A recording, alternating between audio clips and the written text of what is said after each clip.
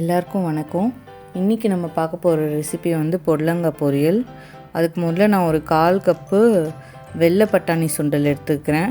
அது நான் ஒரு 15லேருந்து 20 நிமிஷம் ஊற வச்சு எடுத்துக்க போகிறேன். உங்கள்கிட்ட இந்த சுண்டல் இல்லைன்னா நீங்கள் வந்து இந்த சுண்டல் பருப்பு இல்லைன்னா நீங்கள் கடலைப்பருப்பு கூட யூஸ் பண்ணிக்கலாம். ஆனால் அது ஒரு 30 நிமிஷமாவது நீங்கள் வந்து ஊற வச்சாதான் அது வந்து சீக்கிரம் வேகும்.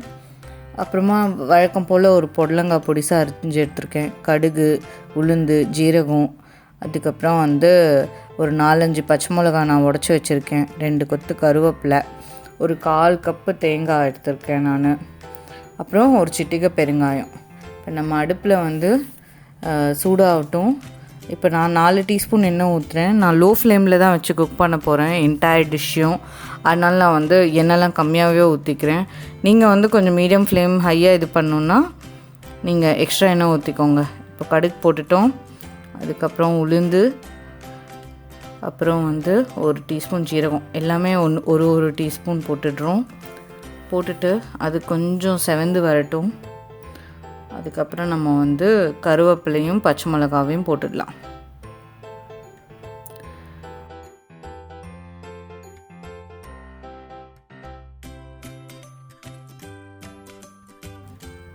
இப்போ நம்ம வந்து ஒரு சிட்டிகை பெருங்காயம் போட்டுடலாம்.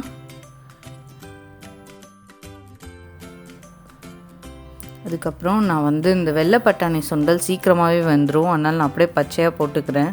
நீங்கள் கடலைப்பருப்பு யூஸ் பண்ணுறீங்கன்னா ஒரு 10 நிமிஷமாவது அதை நல்லா வேக வச்சுட்டு, இல்லை குக்கரில் போட்டு ஒரு விசில் மட்டும் வச்சு எடுத்துகிட்டு இதில் போட்டுருங்க இப்படி மிக்ஸ் பண்ணுறதுக்கு.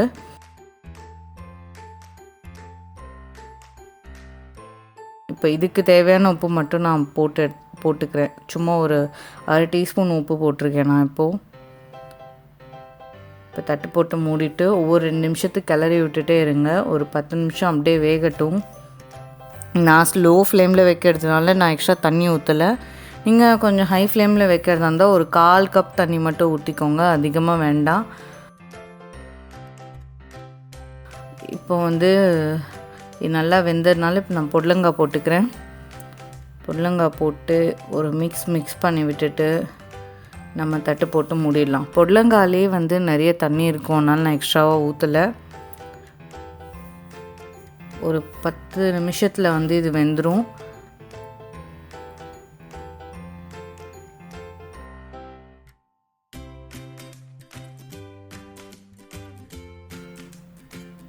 ஆல்மோஸ்ட் பாதி வெந்துடுச்சு. இப்போ நம்ம ஒரு வாட்டி திருப்பி மிக்ஸ் பண்ணிவிட்டு நம்ம மூடி போட்டுக்கலாம்.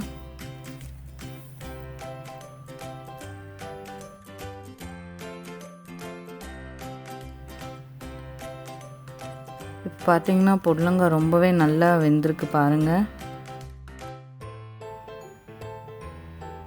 பாருங்கள் பருப்புலாம் வந்து நல்லா வெந்திருக்கு.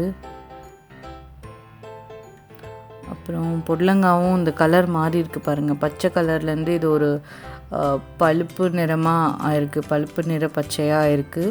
ஸோ இந்த ஸ்டேஜில் வந்து நம்ம உப்பு இருக்கான்ட்டு பார்த்துட்டு எக்ஸ்ட்ரா உப்பு வேணும்னா போட்டுக்கலாம்.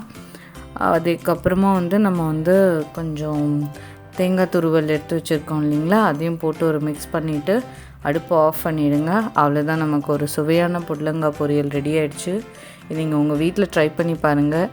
எப்படி இருக்குன்னு கமெண்ட்ஸில் சொல்லுங்கள். நன்றி.